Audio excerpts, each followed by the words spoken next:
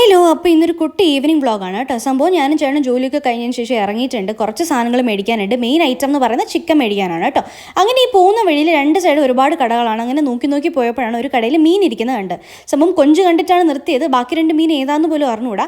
സംഭവം ഇവിടെ മീൻ കിട്ടുന്ന കുറച്ച് ബുദ്ധിമുട്ടായതുകൊണ്ട് തന്നെ അതിലൊരു മീൻ സെലക്ട് ചെയ്ത് കട്ട് ചെയ്ത് വൃത്തിയാക്കി തരാൻ പറഞ്ഞു. ചേട്ടൻ അതുപോലെ കട്ട് ചെയ്ത് വൃത്തിയാക്കി നമുക്ക് തന്നു കേട്ടോ. അത് മേടിച്ചുകൊണ്ട് നേരെ ചിക്കൻ മേടിക്കാനാണ് പോയത്. ചിക്കൻ മേടിക്കുന്നത് ഫ്രഷ് ടു ഹോം എന്ന് പറഞ്ഞ സംഭവം കടയിൽ നിന്നാണ് കേട്ടോ. ഇവിടെ അത്യാവശ്യം വൃത്തിക്കാണ് ചിക്കൻ തരുന്നത്. അതുകൊണ്ട് ഇവിടെ നിന്ന് മേടിക്കാറ്. അപ്പോഴാണ് ഫ്രണ്ടിൽ ഒരാൾ ഇങ്ങനെ സുഖിച്ച് കിടക്കുന്നത് കണ്ടത്. ആൾ നല്ല പാവമാണ്, ഇങ്ങനെ കിടപ്പുണ്ട്.